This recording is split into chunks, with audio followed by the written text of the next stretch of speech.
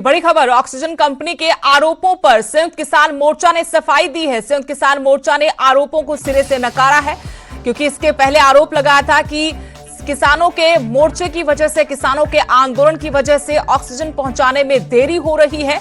लेकिन अब संयुक्त किसान मोर्चा ने कहा, आपात सेवाओं के लिए कोई रास्ता नहीं रोका गया। आपात सेवाओं के लिए शुरू से ही रास्ता खुला है। रास्ते किसानों ने नहीं, खुद पुलिस ने रोक रखे हैं। किसान आंदोलन के बारे में गलत प्रचार किया जा रहा है, यह संयुक्त किसान मोर्चा का आरोप है। आपको बता दें कि दिल्ली में ऑक्सीजन की कमी के लिए कंपनी ने किसान आंदोलन को जिम्मेदार ठहराया है।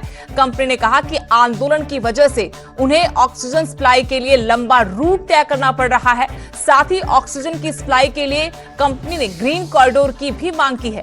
इन जो आरोप किसानों पर लगाए गए थे, अब संयुक्त किसान मोर्चा की तरफ से इन आरोपों पर सफाई दी गई है।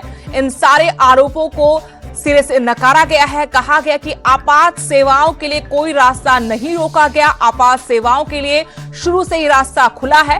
रास्ते किसानों ने नहीं, बल्कि पुलिस ने रोक रखे हैं। किसान आंदोलन के बारे में गलत प्रचार किया जा रहा है। मेरे साथ किसान नेता राकेश टिकैत बात करने के लिए मौजूद हैं। एक बड़ा इल्जाम लगा है आप लोगों पर।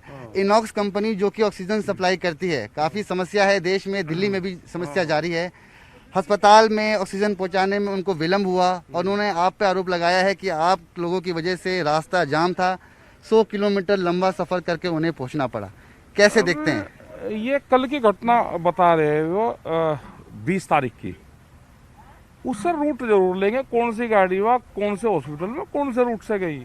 क्योंकि जो कंपनी में बैठे हुए लोग हैं जिन्होंने ये बयान दिया है, उन्हें ये नहीं पता कि ऊपर के रूट खुल गए हैं। अब पूरी फटाक से गाड़ी जा रही, वो कौन से रूट से गाड़ी उनकी गई, ये जरूर उनसे पता करना पड़ेगा। और जो ये इल्जाम लगाया, इसका जरूर जवाब लेंगे हम कंपनी से, उनके मैनेजर से बात करेंगे कौन से रूट से गाड़ी गई है। ये तो ऊपर के रूट खुले हुए हैं अभी, और रोक रखे तो फिर पुलिस ने रोक रखे, उन पर लगाना चाहिए आरोप। दिल्ली सरकार ने रोक रखे, उन पर लगाना चाहिए।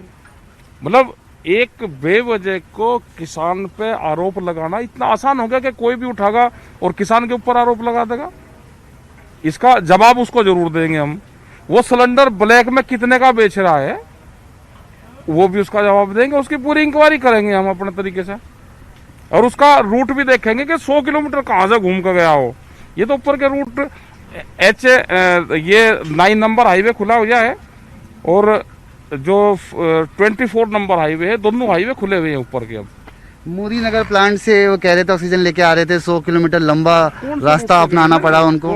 कौन से रूट से 100 किलोमीटर लंबा गया? क्या वो वहाँ को गया, फरीदाबाद को गया लेके, कहाँ को गया लेके? वो ये रोड दोनों खुले हुए हैं। 9 नंबर हाईवे खुल रहा और 24 नंबर हाईवे खुल रहा, दोनों खुले हैं ऊपर के। जैसी समस्या अभी चल रही है दिल्ली में, अस्पतालों में काफ़ी मरीज अपने इलाज के लिए तरस रहे हैं, उन्हें बेड नहीं मिल रहा, ऑक्सीजन की कमी हो रही है। उनका कहना है कि सिंगू बॉर्डर पे किसान बैठे हुए हैं, रास्ता ब्लॉक है। गाजीपुर बॉर्डर पे किसान बैठे हुए, रास्ता ब्लॉक है। एक ग्रीन कॉरिडोर बनाना चाहिए, रास्ता साफ रहे। ग्रीन कॉरिडोर बना हुआ है, पूरा खुला हुआ है। ये धरने खत्म नहीं होंगे। ये अलग अलग तरीके के जो बयान दिलवा रहे हैं ना, ये धरने खत्म नहीं होंगे। ग्रीन कॉरिडोर पे एम्बुलेंस जा रही, पिछले 5 महीने से एम्बुलेंस तो कोई नहीं फंस रही, सब एम्बुलेंस जा रही है। इनकी गैस की गाड़ी कहां से फंस गई, किसके कहने से बयान दिया इन्होंने? इनकी तो पूरी जांच करवाएंगे। कोरोना महामारी की दूसरी लहर भयानक रूप धारण कर रही है। जहां पहले कोरोना संक्रमित मरीजों की संख्या कम थी, वहीं अब लगातार पानीपत में भी संक्रमित मरीजों की संख्या बढ़ रही है, जिसके चलते पानीपत में ऑक्सीजन सिलेंडर्स की खपत 4 गुना बढ़ गई है। ऑक्सीजन सिलेंडर्स फिलिंग करने वालों ने सभी औद्योगिक इकाइयों को ऑक्सीजन सिलेंडर की सप्लाई बंद कर दी है। जहां पहले 100 सिलेंडर की खपत थी, अब ये 4 गुना बढ़ गई है। रोजाना 400 सिलेंडर अस्पतालों में जा रहे हैं। सिलेंडरों की खपत जो पहले हमारे पास 100 सिलेंडर के आसपास थी, आज के दिन में हमारे पास 400 सिलेंडर, मोर देन 400 हो चुकी है। कहाँ सप्लाई कर रहे हैं सर? हम कुछ तो डायरेक्ट देते हैं, हॉस्पिटल भी हैं जिनको मैं डायरेक्ट सप्लाई देता हूँ। इसके अलावा हमारे पास 1-2 पार्टी हैं जो बाद में हॉस्पिटलों को सप्लाई करते हैं। सरकार के पास हमारे पास आया है कि अभी सिर्फ ह्यूमैनिटी को देखते हुए मेडिकल के ही सिलेंडर भरे जाएं। बड़ी खबर आपको बता दें, वैक्सीन की बर्बादी पर हरियाणा सरकार की तरफ से सफाई आई है। आरटीआई से खुलासा हुआ था कि बड़े स्तर पर वैक्सीन की बर्बादी हुई। इस सूची में हरियाणा दूसरे नंबर पर था। अब न्यूज 18 पर एसीएस हेल्थ राजीव अरोड़ा का बयान कि आरटीआई के जरिए दी गई जानकारी ठीक नहीं है। हरियाणा में वैक्सीन वेस्टेज 6.4% है और 9.71% नहीं है, जैसा कि इस रिपोर्ट के हवाले से कहा जा रहा है। यानी वैक्सीन की बर्बादी पर हरियाणा सरकार ने सफाई देते हुए यह कहने की कोशिश की है कि इतने बड़े पैमाने पर वैक्सीन की बर्बादी प्रदेश में नहीं हुई है।